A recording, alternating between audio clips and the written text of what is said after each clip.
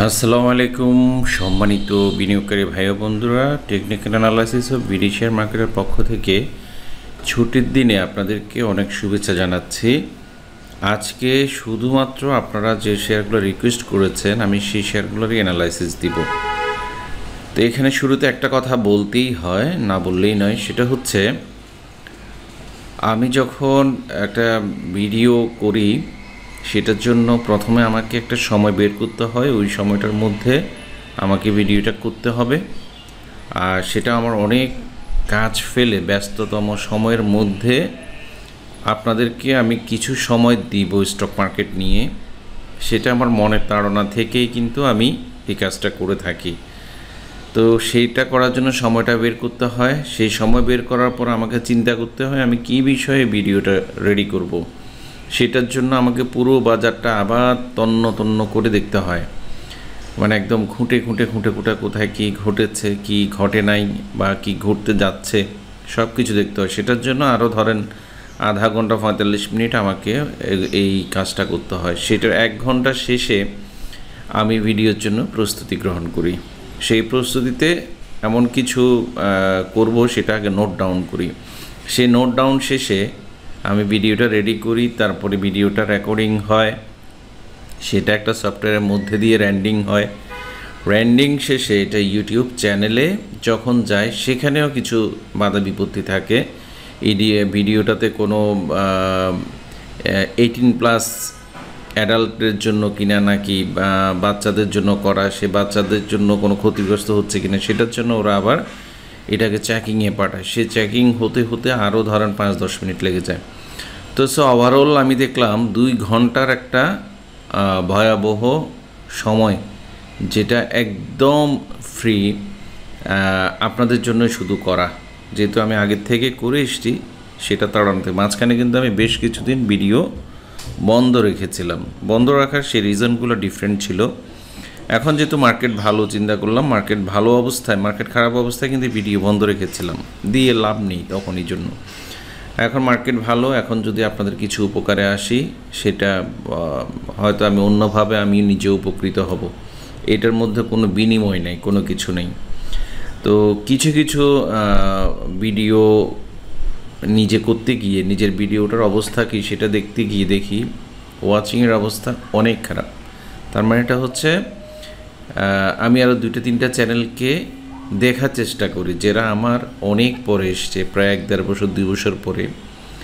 তো মাঝে মধ্যে ভিডিওতে আমাকে নিয়েও 2-1টা কমেন্ট করে, তো সেটা খুবই হাস্যকর হয়। এগুলো নিয়ে কোনো হেডেক নেই, যত বেশি সমালোচনা হবে তত বেশি আমি লাইমলাইটে থাকবো। এটার জন্য তার মানে এটা হচ্ছে ওনারাও আমার ভিডিও দেখেন, আমিও কিন্তু ওনার ভিডিও, ওনাদের 2-3 জন সর্বোচ্চ যারা আমি মনে করি আমার চাইতে বেটার কিছু জানে। তার মধ্যে যেমন একজনের কথা না বললেই নয়, যেমন রহমতুল্লাহ সাহেব, যিনি বাংলাদেশের একজন স্বীকৃত টেকনিক্যাল অ্যানালিস্ট। উনি আমার স্টকে কাজ করেন। তো উনি যে টাইপের ভিডিও দেন সেগুলো হচ্ছে একদম অ্যানালাইটিক্যালি, মানে লেসন থাকে, যেখানে কোনো একটা অনলাইন ক্লাসের মতো মনে হয় যেটাকে। তো উনি যেহেতু ওয়েব অ্যানালিস্ট, উনি ওনার মতো করে যেটা ওনার ভাষা অনেকে হয়তো বুঝতেও পারে না। তো যাই হোক, আমি ওই প্রসঙ্গে আসছি না।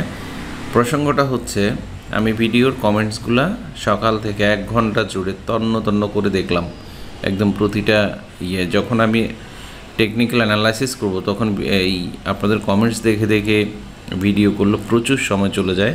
লম্বা ভিডিও দেখতে আপনারা বিরক্তি বোধ করেন। তো সেখানে দেখেন আমি আপনাদেরকে একটা জিনিস দেখাই।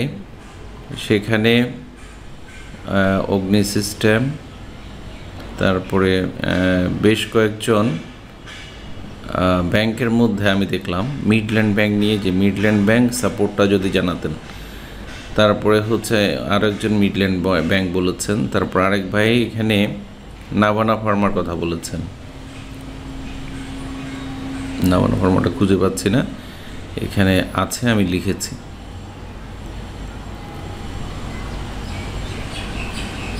আচ্ছা যাই হোক, আমি খুঁজে পাচ্ছি না।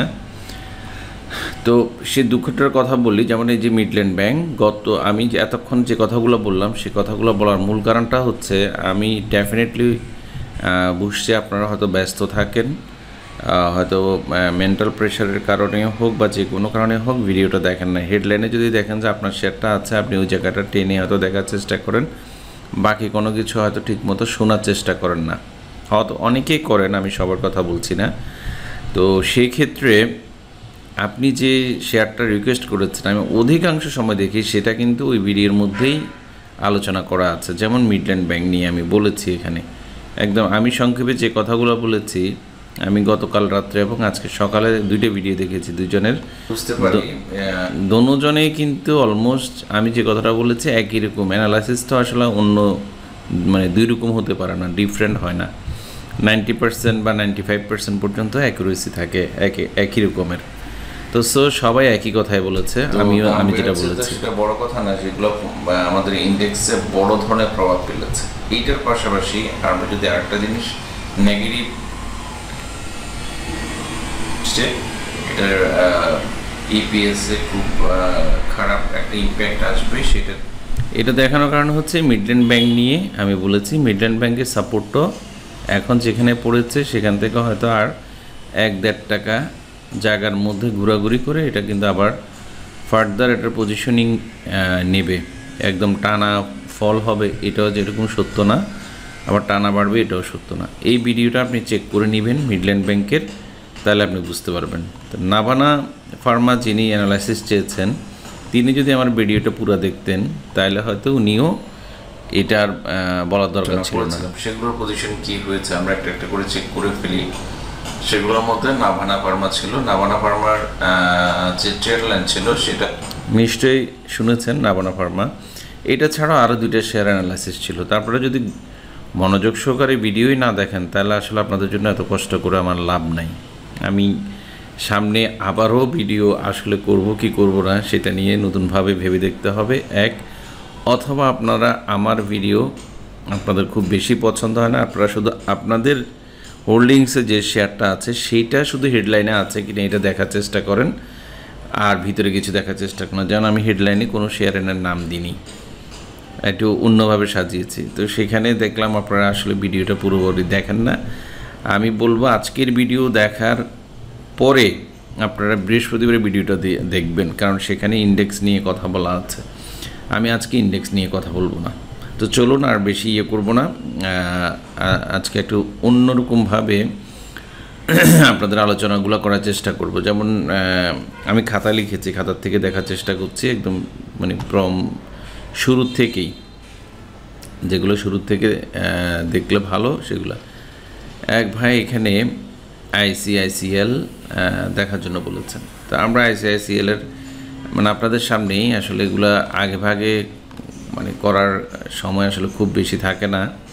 তো যেটার কারণে আমরা একটা মেজর রেসিস্ট্যান্স জোন আছে, সেই জোনটাকে ড্র করে ফেললাম। সেটা অনুসারে আমরা দেখতে পাচ্ছি এটা বেশ কিছু সময় একদম মানে বেশ বলতে অনেক সময়, লম্বা সময় জুড়ে অনেকটুকু পতনও হয়েছে, তারপর একটা সাইডওয়েজ মুভমেন্ট এখানে ক্রিয়েট করেছে। তো সাইডওয়েজ মুভমেন্টটা অনেক সুন্দর, এগুলো দেখলে আমরা বুঝতে পারি একটা সময় শেয়ারটা কখন বাড়বে। সেই কখন বাড়ার মধ্যে আমাদের নজরে আসে প্রথমেই হচ্ছে ভলিউমটা। যেমন এখানে দেখেন শেষ পতনের পর আমি লাইনটা টেনেছি হলো এখানে শেষ পতনের পরে যে ভলিউমটা উত্থানে ছিল, মানে একটা সুইং করেছে, সেই সুইংয়ের পর আবারও পড়েছে, ঠিক আছে, সেইখানেই এখন নর্মাল ভলিউমটা সেই সময়ের চাইতে বেশি আছে কিনা। ভলিউম যদি ঠিকঠাক থাকে তাহলে আমরা ধরে নিই যে হ্যাঁ এটা বাড়ার সময় হয়ে আসছে, বাট এটা বেড়ে যাবে, এখনই বেড়ে যাবে এটা না। কিন্তু কিছু ভলিউম আছে শেয়ারকে ডিস্ট্রিবিউশন করে, তো ডিস্ট্রিবিউশন ভলিউমগুলো বোঝার কিছু টেকনিক আছে, সেটার জন্য ভলিউম অ্যানালাইসিস আছে, সেগুলো আরও বেশি ব্যাপক। তো এই জিনিসগুলা মানে এখন আজকে আর ভলিউম নিয়ে বেশি বললাম না। তো আমরা ছোট্ট একটা ট্রেন্ড লাইন যথারীতি আঁকলাম, আঁকার পরে দেখি যে আমার যে সাইডওয়েজ মুভমেন্টটা আছে যেটা কোথায় গিয়ে ব্রেকআউট করেছে, সেটা ব্রেকআউট স্টার্টই হয়েছে 20-21 টাকার সময়। 20-21 টাকা ব্রেকআউট করে সে এখানে আবার একটা অ্যাকুমুলেশন এরিয়া তৈরি করেছে। সেই অ্যাকুমুলেশন এরিয়া থেকে দেখেন ব্রেকআউট করে করে বেরিয়ে গেছে। সে ব্রেকআউট শেষে রিটেস্ট করছে এখন, মানে ডে চার্ট অনুসারে আমি দেখতে পাচ্ছি সুন্দর রিটেস্ট হচ্ছে, ক্যান্ডেলগুলো খুব ভালো হচ্ছে। তাহলে এটা কি আবার বেড়ে যাবে নাকি পড়ে যাবে? তাহলে এটা জানতে হলে প্রথমত আমার কাছে যে শেয়ারটা আছে সেই শেয়ারটা কোন সেক্টর, সেই সেক্টরের অবস্থা কী, সেই সেক্টর কি অনেক বেশি বেড়ে গেছে ব্যাংকের মতো নাকি এখনও বাড়াই শুরু করেনি, সে আগে সেক্টরগুলো দেখতে হবে। সেক্টর দেখে তারপরে যদি আমি অ্যানালাইসিস দিই সেক্ষেত্রে আপনাদের আরও বেশি উপকার হবে। তাহলে চলুন আমরা সেটার ক্ষেত্রে ইন্স্যুরেন্স সেক্টরটা দেখি। ইন্স্যুরেন্স সেক্টরের মধ্যে আমরা যেটা দেখতে পাচ্ছি, ইন্স্যুরেন্স সেক্টর একটু আগে আমি যেটা কথা বললাম ওর পতন শেষ হয়েছে। যেমন এখানে মোটামুটি একটা অ্যাকুমুলেশন এরিয়া তৈরি করার পরে মার্কেট যতই খারাপ হয়েছে এটা আরও পড়েছে।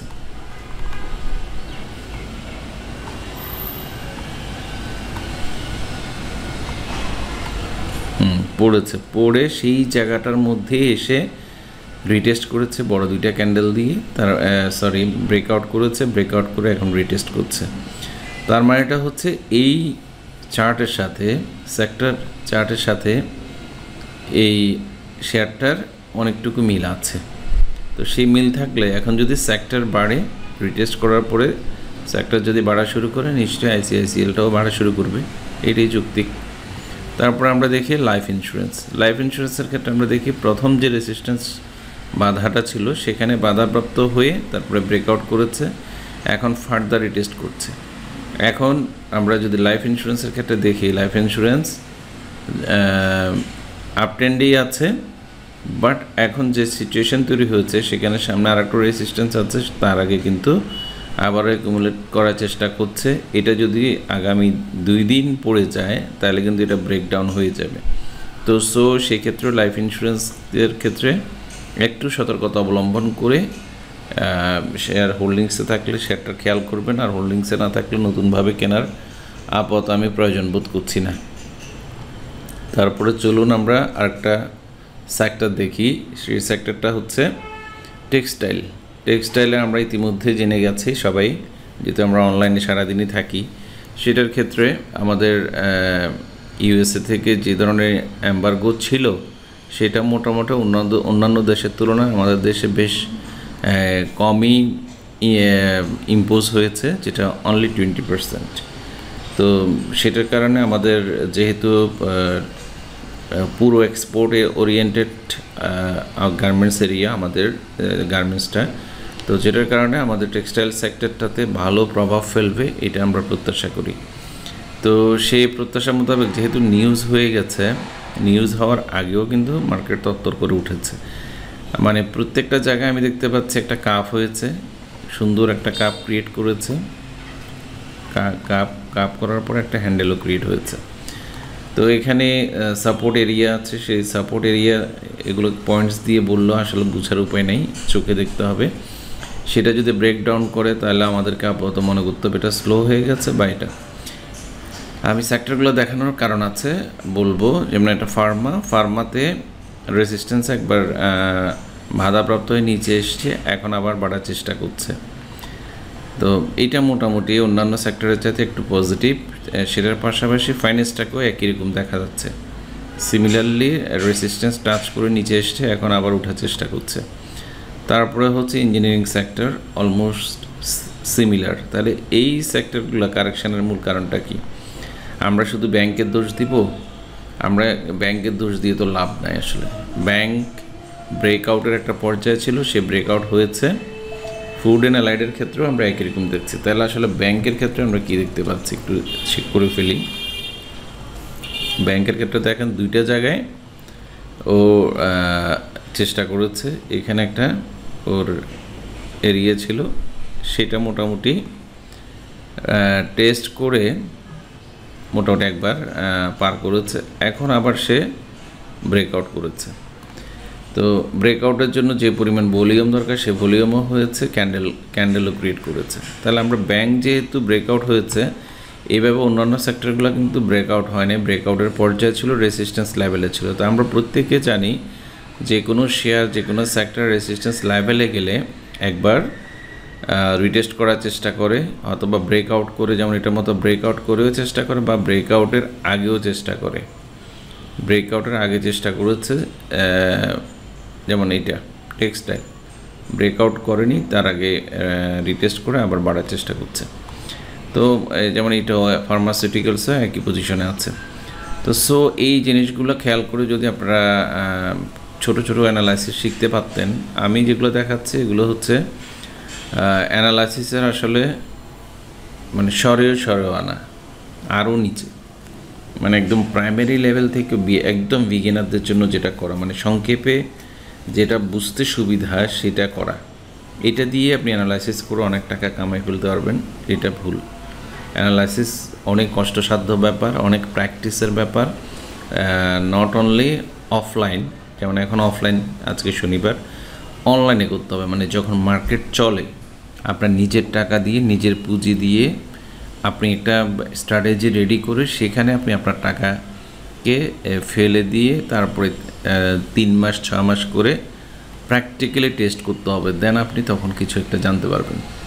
কারণ আপনি শুধু থিওরিটিক্যাল শিখলেন, টেকনিক্যাল অ্যানালাইসিস, এরপরে মাঠে গিয়ে কি হলো সেটা দেখলেন না, তাহলে কিন্তু হবে না। যেমন আমি এই শেয়ারটা বললাম, এখানে ক্যান্ডেল ক্রিয়েট হচ্ছে, ব্রেকআউট হওয়ার চেষ্টা করছে, বাড়বে।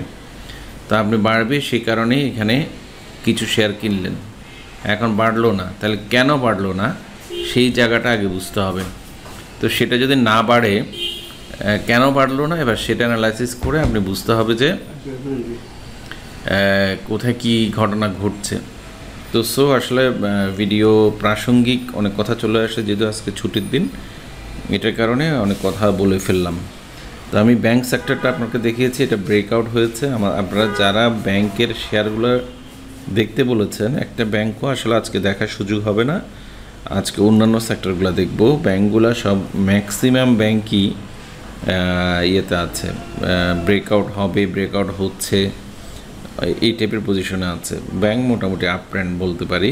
তারপর দিয়ে একটা দেখি, ট্রাস্ট ব্যাংক বলেছিলেন এক ভাই, ট্রাস্ট ব্যাংক দেখেন ব্রেকআউট হয়েছে বেশ লম্বাভাবে ইয়ে সহ।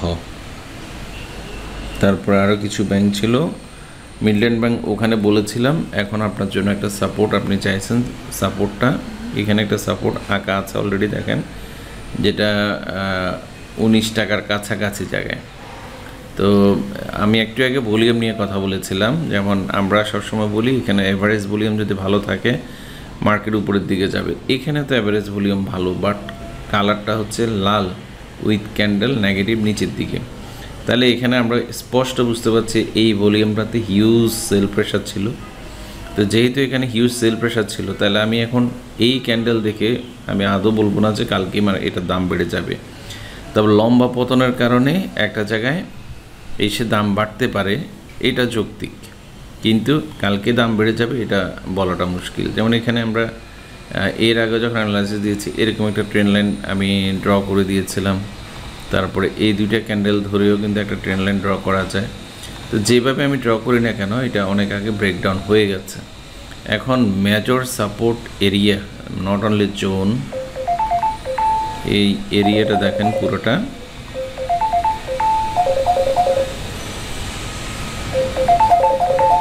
একটু ছোট্ট বিরতিতে যাচ্ছি।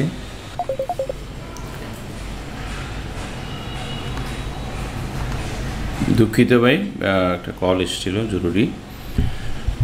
তো টোটাল এখন যেহেতু ব্রেকডাউন হচ্ছে, ব্রেকডাউনে কোথায় এসে এটা দাঁড়াতে পারে, আমরা এখানে একটা সম্ভাব্য সাপোর্ট এরিয়া ড্র করেছি, যেটা রেঞ্জ হচ্ছে 17 টাকা থেকে একেবারে 19 টাকার উপরে, মানে 2 টাকার মধ্যে এখানে এসে দাঁড়ানোর একটা সুযোগ থাকে।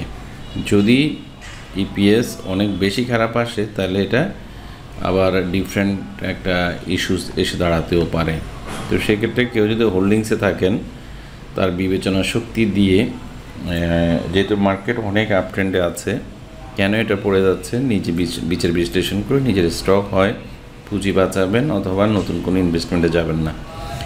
এটাগুলো একটা, এটা যদি মানে মোটামুটিও একটা রিভার্সাল করে, তাহলে এখানে একটা গ্যাপ আছে, এই জায়গা থেকে সাপোর্ট নিয়ে যদি বাড়তে চায়, তাহলে 22-23 টাকা একবার চলেও যেতে পারে। এই হচ্ছে আপনার জন্য মিডল্যান্ড ব্যাংকের আমি বললাম। এখন আমরা অন্যান্য শেয়ারগুলো দেখার চেষ্টা করব। এখানেই সব দেখার চেষ্টা করি। আর নাভানা ফার্মাটা ভাই আপনি ওই লাস্ট ভিডিওতে দেখে নেবেন, ওখানে দেয়া আছে। আরেক ভাই অগ্রণীর কথা বলেছিলেন, অগ্নি সরি, হ্যাঁ অগ্নি নিয়ে আমার এর আগে অসংখ্য ভিডিও আছে, আপনারা দেখলে বুঝতে পারবেন। হেডলাইনও লেখা আছে সেখানে, যে বর্ণনাগুলো দেয়া আছে সেগুলোই কিন্তু এখনও বলবৎ আছে। এখানে একটা সাপোর্ট এরিয়া ছিল, অ্যাকুমুলেশন এরিয়া ছিল। আমি একটু আগে যে কথাগুলো বললাম ইনভেস্টমেন্ট নিয়ে, সেখানে এই শেয়ারটা নিয়ে আমি খুবই আশাবাদী ছিলাম, মানে আইটি সেক্টরের মধ্যে। এখানে যে অ্যাকুমুলেশন এরিয়াটা তৈরি করেছিল, সেই এরিয়া থেকে একটা শেয়ার ব্রেকআউট করে বাড়বে না, এটা আসলে মানে আমি নিজেও একটু হতভম্ব হয়েছি। তো ওর ফান্ডামেন্টাল ইস্যুসটা চেক না করেই কিন্তু আমি অ্যানালাইসিসটা পজিটিভলি দিয়েছিলাম আপনাদের জন্য, যেহেতু এই টাইপের শেয়ারগুলো অ্যাকুমুলেশন এরিয়া থেকে হল্টেড করে বাড়ছিল। তো এরপরে যখন ঠিকমতো হচ্ছিল না, তারপরে সাপোর্ট এরিয়াগুলো আপনাদেরকে ড্র করে দিয়েছিলাম, এটা ব্রেকডাউন করলে এটা থেকে নেমে পড়া উচিত। তারপরে লাস্ট কোথায় আসতে ভালো হয়, কোথায় আসতে পারে 24.50 থেকে একেবারে 25.50, 1 টাকা, এই জায়গাটার মধ্যে টাচ করে যদি বাড়তে পারে তাহলে এটার জন্য খুবই ভালো হবে। এটা হচ্ছে অগ্নি সিস্টেম। তারপর আরেক ভাই ইবনে সিনা সম্বন্ধে জানতে চেয়েছেন। মার্কেট যখন নর্মালি খারাপ থাকে তখন কিন্তু আমরা লো পিট এবং মাল্টিন্যাশনাল যে কোম্পানিগুলো আছে সেই শেয়ারগুলোকে বাড়তে দেখি। সেটার ক্ষেত্রে ইবনে সিনাও প্রযোজ্য। ইবনে সিনা গত 2 দিন খুব বাজেভাবে মার্কেটে রিয়েক্ট করে আবার রিভার্সেলের চেষ্টা করেছিল, কিন্তু এখন এখানে একটা টপ আছে, সেই টপে টাচ করার আগেই গতকালকে আবার একটা বিয়ারিশ ক্যান্ডেল তৈরি করেছে। যে বিয়ারিশ স্পিনিং টপ করেছে সেটা অনুসারে আমরা বলতে পারি যে এটা নিচে চলে আসবে ক্যান্ডেলের বৈশিষ্ট্য অনুসারে। নিচে আসলে কতটুকু আসবে, আদৌ আসবে কিনা সেটা দেখার ব্যাপার আছে, কারণ এটার সাপোর্ট অলরেডি তৈরি করেছে সে 360 টাকায়। তো যদি কোনো কারণে 360 টাকা ভেঙে যায় তাহলে কিন্তু 300 টাকার ঘরের আগে টাচ করা ছাড়া এর বাড়ার সম্ভাবনা অনেক কম। সিএনএ টেক্সটাইল সম্বন্ধে জানতে চেয়েছেন। সিএনএ টেক্সটাইল নিয়ে আসলে বলার কিছু নেই। জেড গ্রুপের শেয়ার পড়তে 3 টাকা 30 পয়সা এসছে। এই টাইপের শেয়ারগুলো যে বাড়ে না তা না, যেমন পিপল লিজিংয়ের মতো শেয়ারও হল্টেড হয়ে বেড়েছে কয়েকদিন আগে দেখেছে। সেই ক্ষেত্রে সিএনএ টেক্সটাইলের এখন অ্যাকুমুলেট হয়ে গেছে অলরেডি, অ্যাকুমুলেশন শেষে একটা আপে যাওয়ার চেষ্টা করবে, এটাই স্বাভাবিক।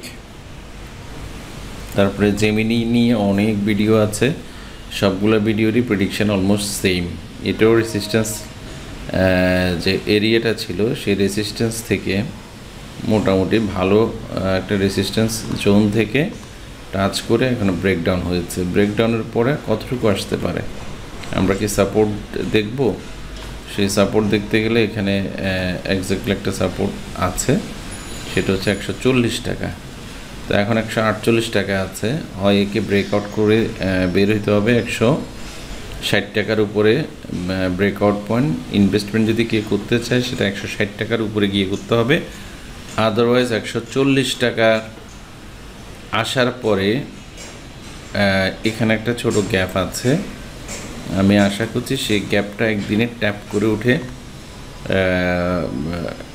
হয়তো বেড়ে যাবে। সেটা হচ্ছে তাহলে আমরা সাপোর্ট এরিয়াটাকে এক্স্যাক্টলি একটা 37 থেকে 40 এই রেঞ্জটাকে ধরে কিন্তু আগাতে পারি। তো এখানে মার্কেট যেভাবে ব্যাংক বা অন্যান্য সেক্টর বাড়ছে, এই শেয়ারগুলোর দাম কিছুটা কারেকশন হচ্ছে, এই গ্যাপটা ফিল আপ করে বাড়বে, আমরা এই প্রত্যাশাটা করছি। তো সেখানে 137-38 থেকে 40 টাকা পর্যন্ত চলে আসার একটা সুযোগ আছে।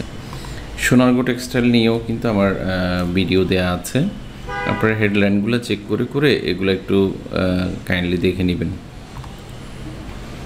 সোনারগাঁও টেক্সটাইলের যে আপটা হয়েছে অনেকটা 90 ডিগ্রি অ্যাঙ্গেলে। এটা আমার 90 ডিগ্রি অ্যাঙ্গেল নিয়ে একটা ভিডিও আছে অনেক আগের। সেই 90 ডিগ্রি অ্যাঙ্গেলে যে শেয়ারগুলোর দাম বাড়ে সেগুলো নর্মালি আমি বলি এগুলোকে 45 ডিগ্রি অ্যাঙ্গেলে ধীরে ধীরে পড়ে সে আবার নিচে সেজদা দিতে আসে। তো এখন এটা যেহেতু যতটুকু পড়েছে এখানে পড়ার পরে সে একটা সুইংয়ের চেষ্টা করছে, যে সুইংটা আগের হাইকে টাচ করে যেহেতু উপরে উঠতে পারে নাই এই হাইটা, তো সে ধীরে ধীরে আবারও নামার চেষ্টা করছে। এখানে একটা সাপোর্ট এরিয়া আছে 32 টাকা, এটা ভেঙে গেলে নিচে আরও অনেক সাপোর্ট আছে, সেগুলোর দিকে যাবে। তবে আপাত দৃষ্টিতে চার্টের বৈশিষ্ট্য অনুসারে মনে হচ্ছে নিচেই আসবে।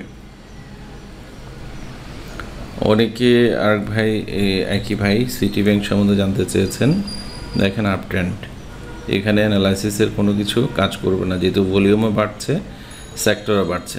তবে একটা কথা বলতে হয়, শুধু সাপোর্ট রেসিস্টেন্সগুলো চেক করে যদি আপনি ইনভেস্টমেন্ট পলিসিতে থাকেন তাহলে আপনার জন্য ভালো। এটা মোটামুটি আমরা লাইন চার্ট যদি চেক করি এটা ব্রেকআউট হয়ে গেছে।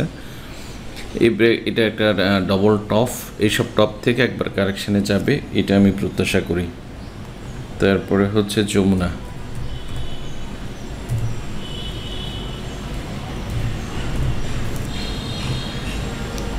ব্যাংক অলমোস্ট একই রকম গ্যাপ ফিল আপ করে মোটামুটি অনেকটুকু রেজিস্ট্যান্স লেভেলে চলে গেছে। আগামী দিন ব্যাংকের আচরণ দেখে বোঝা যাবে ব্যাংকে আরও বাড়বে নাকি ব্যাংক একটু স্লো হবে। তারপর আল-আরাফা, কারণ অধিকাংশ শেয়ারই রেজিস্ট্যান্স লেভেলে গেছে। আল-আরাফা টোটালি বাড়েনি বলতে গেলে, কেন বাড়েনি সেটা একটু চেক করে দেখা দরকার। ব্যাংকটা তো ভালো, তো সবগুলো ব্যাংকই বেড়েছে, লাস্ট সাউথ ইস্ট ব্যাংকও বেড়েছে, এখন আল-আরাফাও বাড়ার চেষ্টা করছে, আশা করি এটাও বেড়ে যাবে। আর অন্যান্য সেক্টরগুলো যেগুলো এখন কারেকশন ফেজে আছে, সেই কারেকশন ফেজ শেষ করে ফার্দার বাড়বে। যেমন গোল্ডেন সন একবার ব্রেকআউট করার চেষ্টা করেছে। ব্রেকআউটটা এক্স্যাক্টলি ওর ব্রেকআউট পয়েন্টটা অনেক উপরে। আমরা যদি প্রিভিয়াস খুব কাছাকাছি জায়গায় হিসাব করি তাহলে কিন্তু ওর এক্স্যাক্টলি রেজিস্ট্যান্স লেভেল 13 টাকায়। তো 13 টাকার কাছাকাছি গিয়েও কিন্তু ফেরত এসছে। এখন যেহেতু সেক্টরগুলা রিটেস্ট পর্যায়ে আছে, তো শেয়ারগুলো রিটেস্ট পর্যায়ে আছে। আমি একটু আগে সেক্টর দেখিয়েছি শুধু এটার কারণে। তারপরে ওয়াইম্যাক্স নিয়েও একই কথা হবে।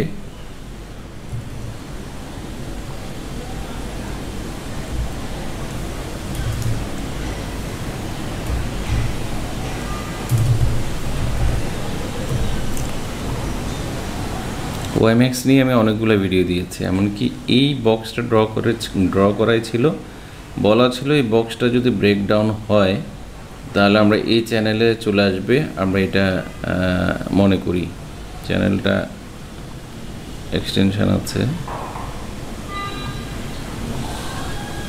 এখানেই ধরলাম। তো যদি চলে আসে তাহলে এটা 23 টাকা 50 পর্যন্ত আরও 1 টাকা নামার একটা সুযোগ আছে। যেহেতু এটা আগে বেড়েছে, আমি মিডল্যান্ড ব্যাংকের মতো, এখন সে শুধু কারেকশন ফেজে আছে, আগেও বলেছি এখনও বললাম। আইপিডিসির ভালো একটা নিউজ আসছে রেটিংয়ে, এটা আমি এর আগের ভিডিওতেও বলেছি, সেটার একটা ইম্প্যাক্ট আমরা দেখতে পাচ্ছি। এটা ভালোভাবে ব্রেকআউট করেছে, ব্রেকআউট করে এখন একটা রিটেস্টের চেষ্টা চলছে। এইসব জায়গা থেকে কি আবার বেড়ে যাবে নাকি এখান থেকে আবার একটু নিচে এসে বাড়বে, সেটার প্রস্তুতি নিচ্ছে। ভলিউম ভালো করছে, না বাড়ার কোনো আমি কারণ দেখতে পাচ্ছি না আসলে। ইএচএল যেহেতু ফান্ডামেন্টাল শেয়ার, আমরা ব্যাংকের পাশাপাশি ফান্ডামেন্টাল শেয়ারগুলোকে বাড়তে দেখেছি। ব্রেকআউট করেছে অলরেডি, 85 টাকা ব্রেকআউট পয়েন্ট ছিল, সেটা ব্রেকআউট করেছে উইথ ভলিউম। তো এটা উপরে যাবে, এটাই স্বাভাবিক বলে বলা যায়। বিএসসিরও ওই জাহাজ কেনার যে নিউজটা ছিল, সেই নিউজের প্রেক্ষিতে এই শেয়ারটাও কিন্তু রমরমা পজিশন যাচ্ছে। দীর্ঘদিনের একটা রেজিস্ট্যান্স এরিয়া ছিল, সেটা সুন্দরভাবে ব্রেকআউট করেছে কয়েকদিন আগেই 100 টাকায়, এখন 114 টাকায়। এখন ওর সামনে রেজিস্ট্যান্স শুধুমাত্র 133 টাকায় আছে। তারপরে ব্যাক্স ফার্মা নিয়ে বলেছেন। ব্যাক্স ফার্মা সেক্টরে মোটামুটি ব্যাক্স ফার্মা হচ্ছে ইন্ডেক্স মুভার শেয়ার, যেটার কারণে ব্যাক্স ফার্মা ইন্ডেক্স যখন বাড়তে হয় তখন এগুলোর পাশাপাশি স্কয়ার ফার্মার সাথে সাথে ব্যাক্স ফার্মাটাও বাড়ছে। তো অলরেডি ব্রেকআউট করেছে গতদিন ভালোভাবে, ভলিউম সব ব্রেকআউট হয়েছে। এখন ব্রেকআউটের পরে রিটেস্ট করবে কি করবে না, না করার সম্ভাবনা বেশি, কারণ এখানে অলরেডি অ্যাকুমুলেটেড করেছে একবার। এখন অনেক উপরে গিয়ে ব্রেকআউট করবে। অনেক উপরে গিয়ে ব্রেকআউট করতে হলে এখানে রেজিস্ট্যান্স লেভেলটা দেখতে হয়, সেটা হচ্ছে 126-27 টাকার কাছাকাছি, 130 টাকায় রাউন্ড ফিগারে ধরলাম।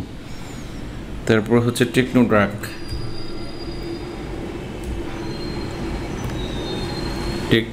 টেকনোড্রাগ এশিয়াটিক, এই শেয়ারগুলা মার্কেট যখন সামান্য উত্থান হচ্ছিল তখন বেশ ভালোভাবে দাম বাড়ছিল। তো সে তার একটা রেজিস্ট্যান্স এরিয়া ছিল, সেই রেজিস্ট্যান্সে টাচও করেছে 34 টাকায় করে, এখন রিটেস্ট করছে। রিটেস্ট করার পরে পজিশনিং নিচ্ছে যে কোনো দিন আবার বড় ক্যান্ডেল সহ ভলিউম দিতে পারলেই ব্রেকআউটটা হয়ে যাবে। কেউ হোল্ডিংসে থাকলে অবস্থানটা নিতে পারেন। আরও কিছু টেকনিক্যাল দেখার ব্যাপার আছে, ফান্ডামেন্টালটা একটু চেক করে নেবেন, যেহেতু সামনে ডিক্লারেশন। যদি কমতে চায় তাহলে এইসব লেভেলে চলে আসার একটা সুযোগও থাকে 30 টাকার কাছাকাছি। যদি আগামী, এখানে দুইটা বুলিশ ক্যান্ডেল করেছে, একটা ডোজির পাশাপাশি যে বুলিশ ক্যান্ডেলটা হয়েছে, এই দুইটা ক্যান্ডেলের সম্মেলন কিন্তু উপরের দিকের যাত্রায় মিন করে। কিন্তু তারপরেও যেহেতু ব্যাংকের ঘনঘটা চলছে এখন, সেই সাবধানতার জন্য সম্ভাব্য 29-30 টাকার একটা সাপোর্ট আছে, সেই জায়গাটাকে ড্র করে রাখাটাই ভালো। এসপিসিএল কয়েকদিন আগে খুব লাফালাফি হয়েছে, আমরা দেখেছি। ওই যে রেসিস্ট্যান্স, ম্যাক্সিমাম শেয়ার, ম্যাক্সিমাম সেক্টরগুলো তো এক্স্যাক্টলি শেয়ারেরই প্রতিফলন। তো শেয়ারগুলো বাড়লে সেক্টরও বাড়বে, শেয়ার পড়লে সেক্টরও পড়বে। তো সেক্ষেত্রে এটা মোটামুটি বেশ ভালো একটা পজিশনিং নিয়ে ফেলেছে। রিটেস্ট হচ্ছে, সিমিলার কথাবার্তা সব একই রকমই ঘটনা আসলে। তারপরে মনোস্পোল,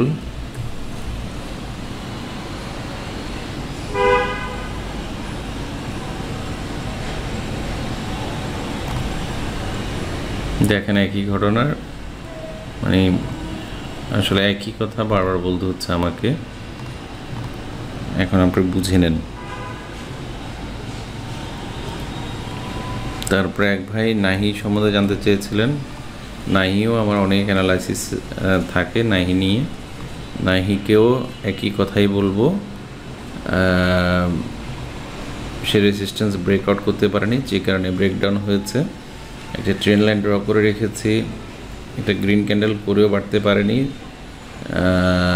এটার 20 টাকা 50-এ চলে এসে যদি বাড়তে পারে খুবই ভালো, নাইলে কারো যদি হোল্ডিংসে থাকে 20 টাকা 50-এর নিচে ক্লোজ করলে বেরিয়েও যাওয়াটা উত্তম। তার মধ্যে একজন অলিম্পিক সম্বন্ধে জানতে চেয়েছেন, খুবই ফান্ডামেন্টাল শেয়ার।